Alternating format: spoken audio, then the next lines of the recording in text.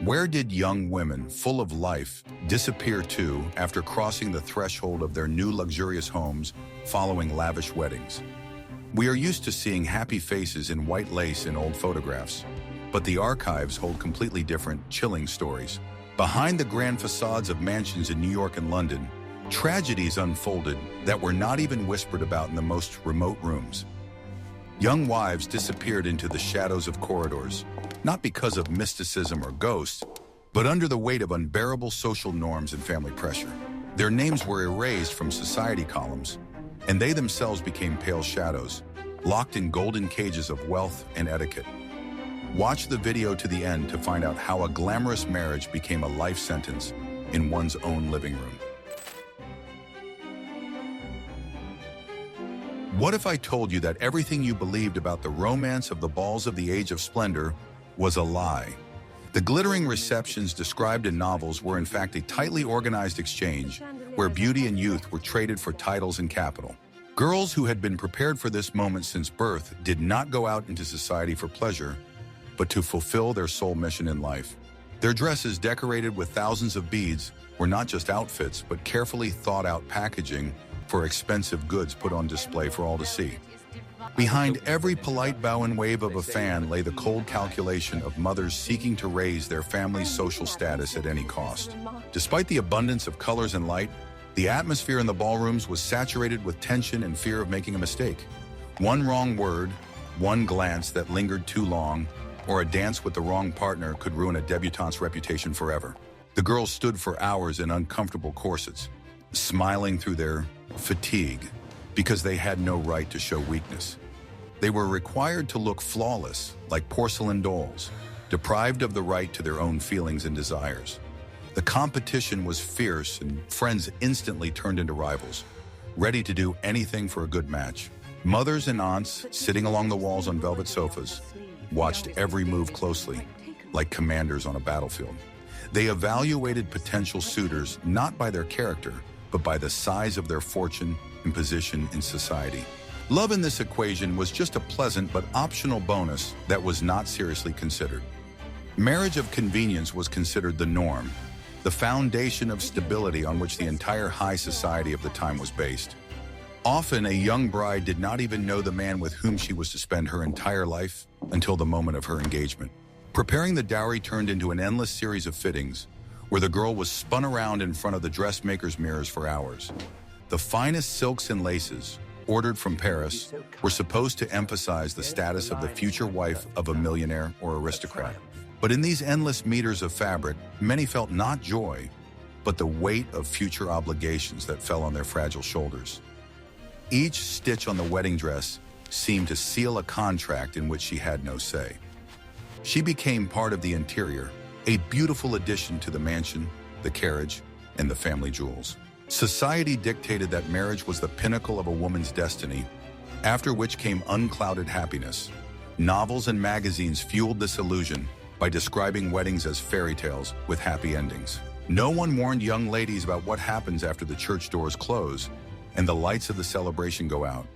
They were taught that their only task was to be submissive, beautiful, and fertile, without demanding anything in return. The illusion of choice was perhaps the cruelest deception of that era, forcing people to believe in freedom where there was none. The pressure was so great that refusing a lucrative offer was considered a betrayal of the family's interests and madness. A father could spend a fortune on his daughter's season, expecting a return on his investment in the form of a successful marriage. The girl felt this responsibility keenly, understanding that the future of her brothers and sisters depended on her. The fear of remaining an old maid, superfluous and unnecessary, drove them to the altar, even with those who aroused disgust. It was a conveyor belt of destinies, working flawlessly and ruthlessly, grinding down dreams of true love. I'm very interested to hear your opinion on such traditions. What do you think about how family pressure ruined the lives of young girls for the sake of status? Write about it in the comments. Are you ready to learn the truth about the deafening silence that fell upon the house when the last guest left? The first morning as a wife often became a moment of bitter realization and the beginning of deep loneliness. Yesterday's groom, so gallant at the balls, often turned into a cold and distant stranger, busy with his own affairs. For a man, marriage was just a checkmark on a list of achievements, a necessary condition for a career and continuing the family line. For a woman, however, it became the only reality from which there was no escape except complete submission. Huge mansions, which from the outside looked like fairy tale palaces, often turned out to be dark and uncomfortable labyrinths inside. The young wife wandered through the adjoining rooms where the furniture had been arranged by her husband's grandmother, and nothing could be changed. She felt like a guest in her own home, a foreign element in the established ecosystem of an ancient family. The servants, loyal to the old masters, looked at her with distrust and hidden condemnation, catching every mistake.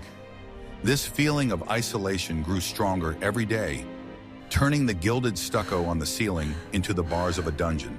Husbands often went to their clubs, the stock exchange, or hunting, leaving their wives completely alone for days and weeks at a time.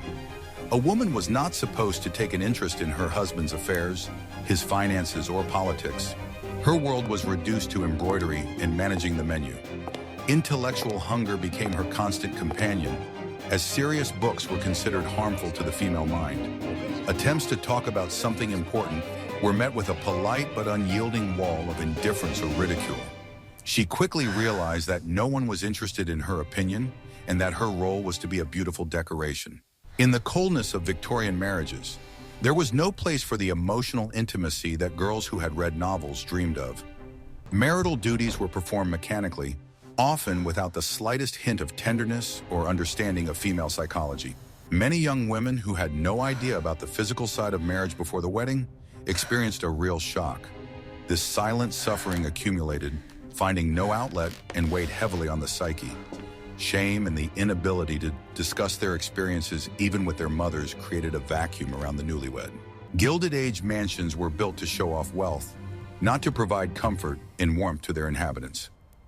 Huge fireplaces could not heat the high halls, and drafts swept through the corridors like ghosts of the past.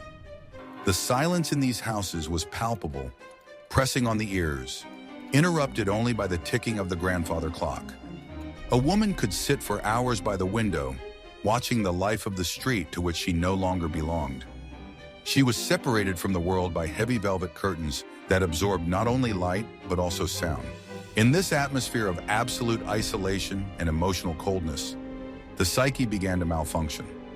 Melancholy, then considered a fashionable illness, was in fact a cry for help from a person locked away.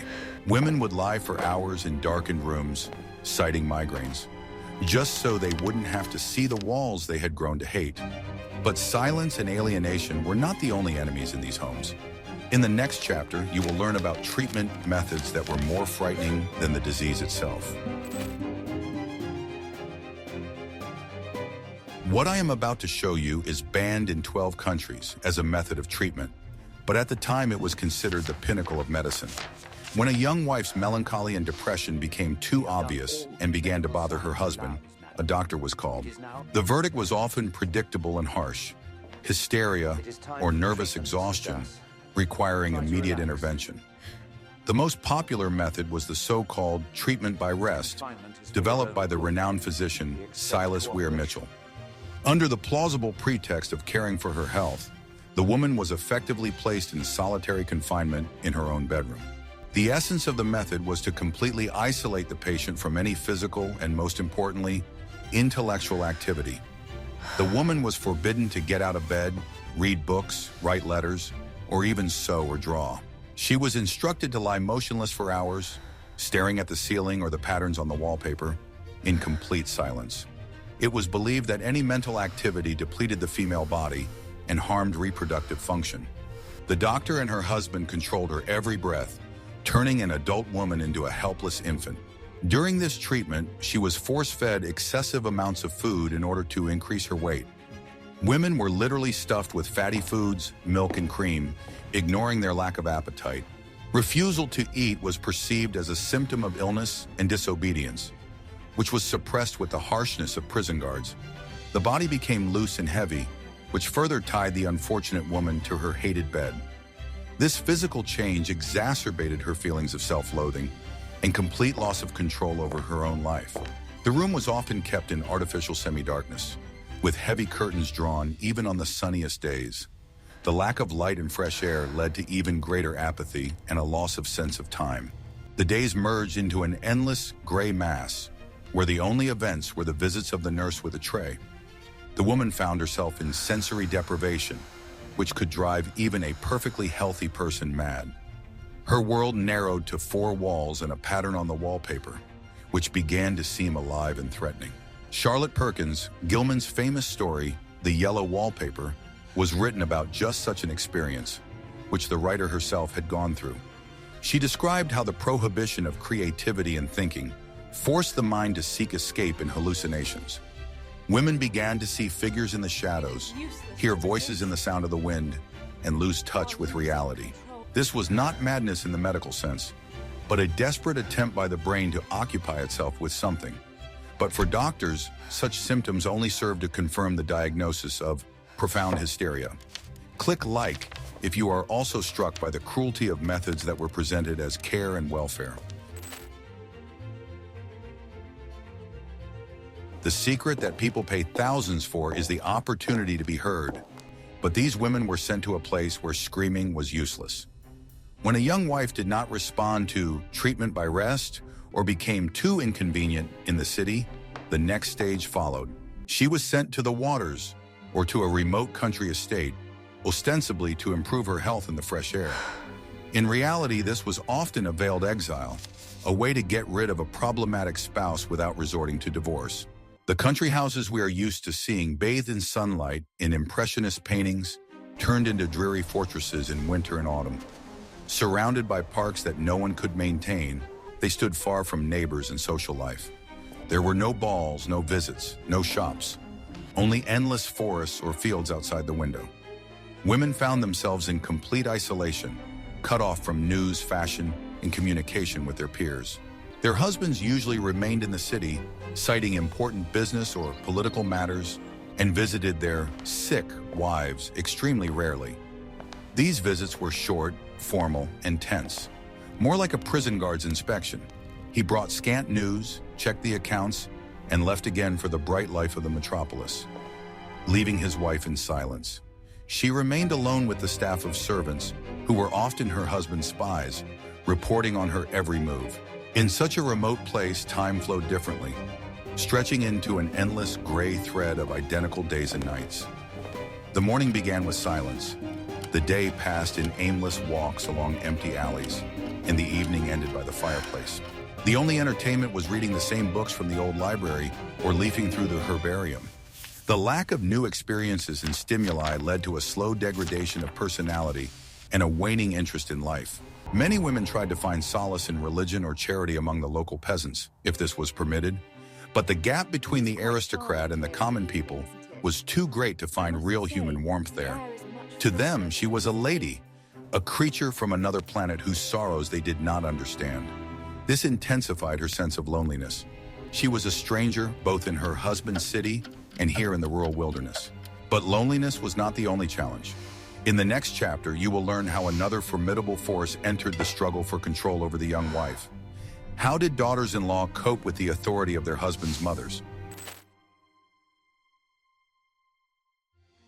For many young wives, especially those from new money families entering the old aristocratic clans, the main nightmare was not isolation, but living under the same roof as their mother-in-law. During the Gilded Age, matriarchs wielded enormous power within the family hierarchy. The widowed queen of the clan often did not want to cede control to a young and inexperienced rival. The house turned into a battlefield, where every day there were positional battles over the keys to the pantry and the order in which dishes were served. A young wife, crossing the threshold, often found that the position of mistress of the house was already firmly occupied by her husband's mother. She was not allowed to rearrange the furniture, choose flowers for the living room, or hire new servants. Any attempt to bring something of her own to the household was met with an icy stare and the phrase, "That's not how we do things in our family."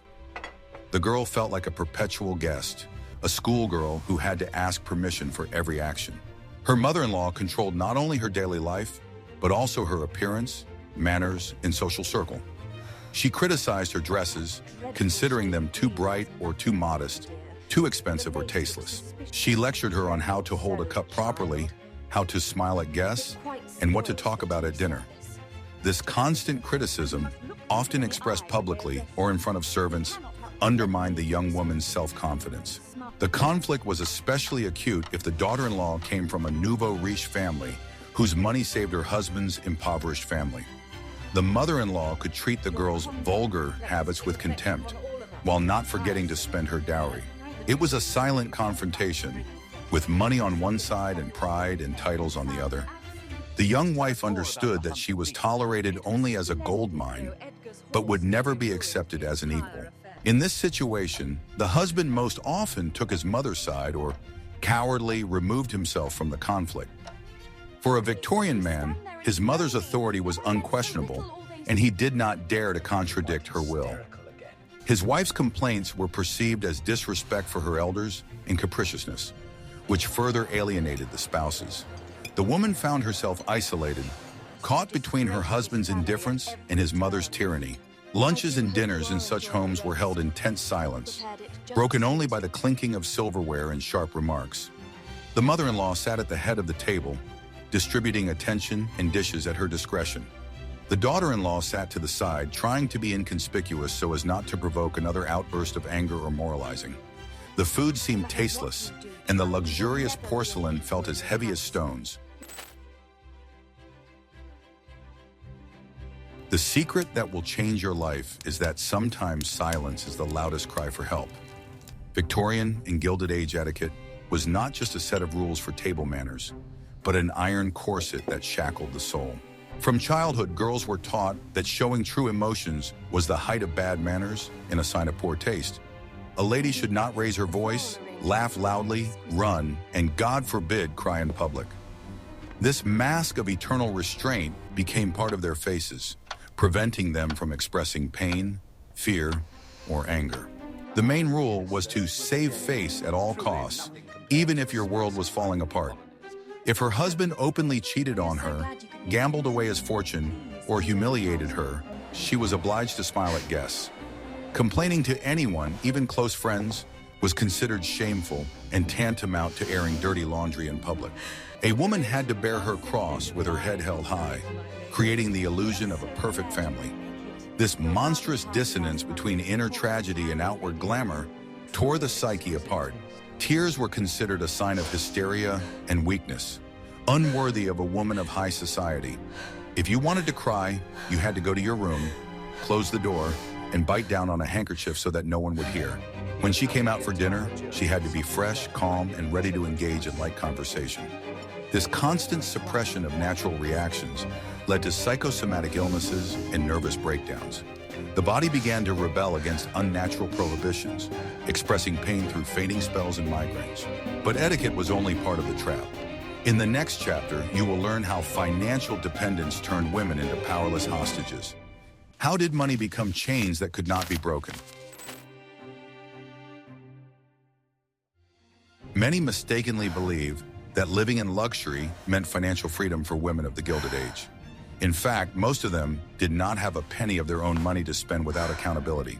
The laws of the time, especially the principle of coverture, effectively deprived married women of property rights. Everything she owned before marriage and everything she received during marriage came under the complete control of her husband. A rich dowry, land, stocks, all of this dissolved into the spouse's capital at the moment of marriage.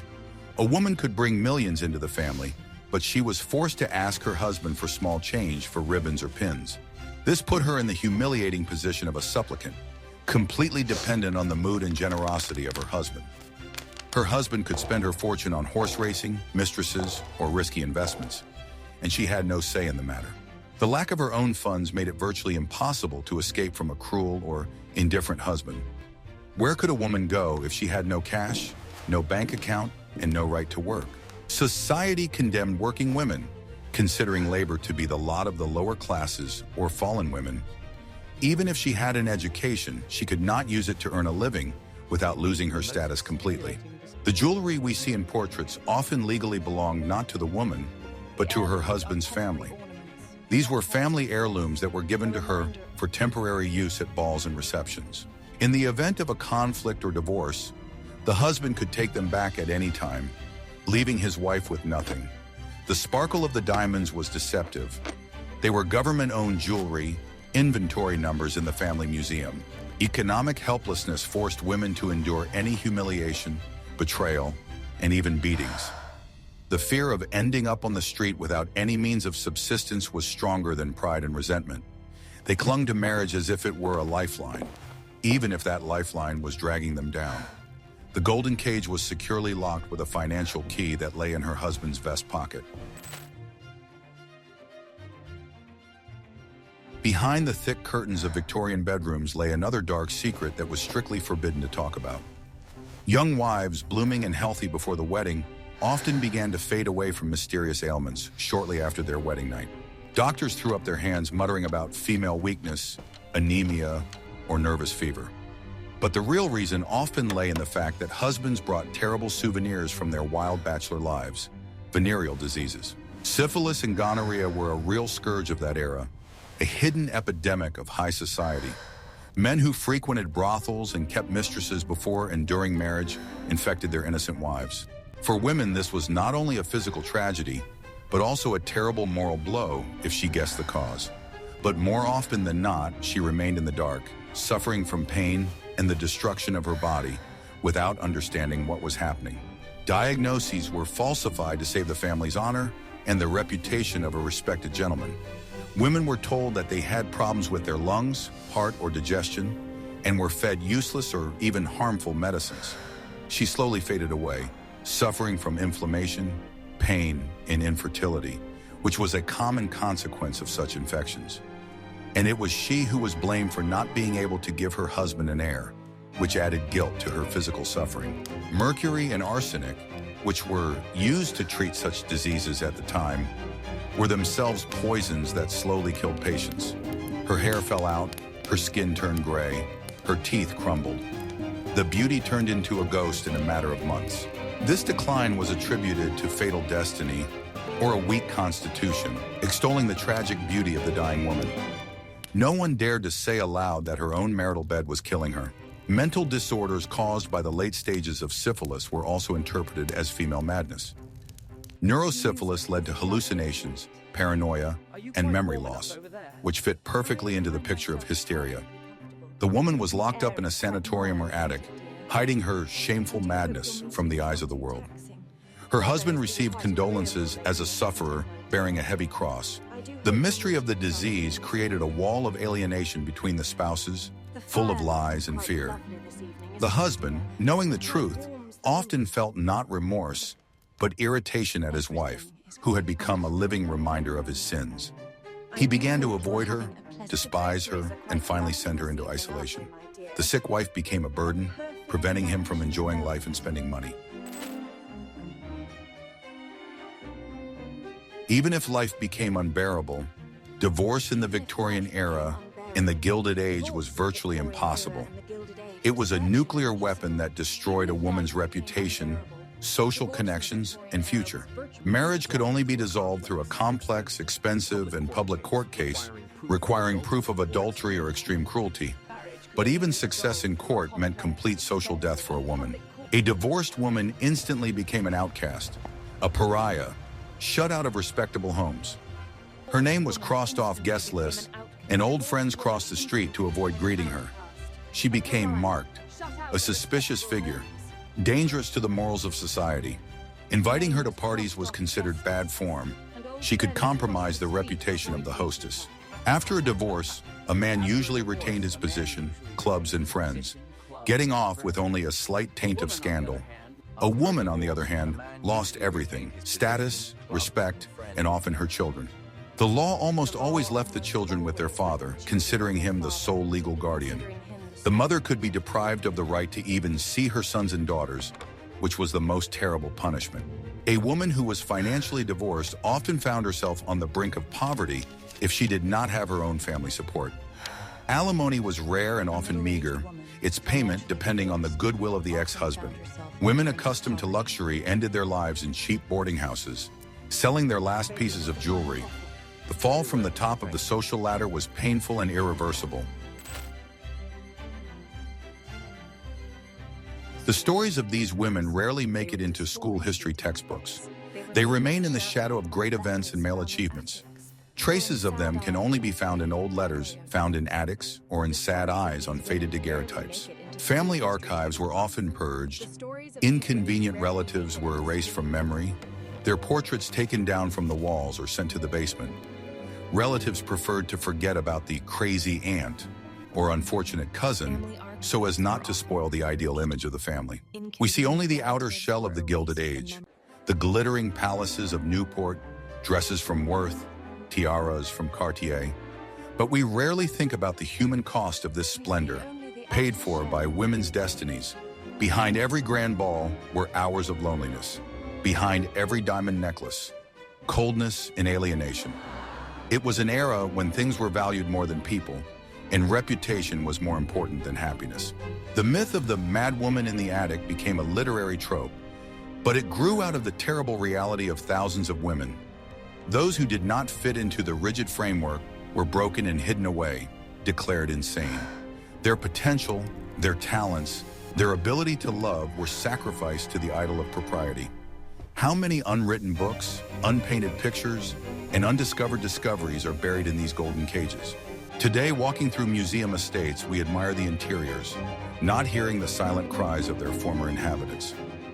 We are shown the boudoir as a place of rest, without mentioning that it was often a solitary confinement cell. We see a wedding dress, but we do not know that for its owner it became the shroud of her hopes. It is important to learn to see beyond the gloss of history to the real people with their pain and tragedies. We have opened the heavy door to the past to see not the glitter of gold, but the fates of living women hidden behind it. These stories are frightening in their hopelessness, but they also make us appreciate what we have today more keenly. The tragedy of the lost brides of the Gilded Age is a constant reminder that wealth does not equal happiness, and that outer beauty can hide deep pain. What do you think about these fates? Which story touched you the most, or perhaps reminded you of something personal?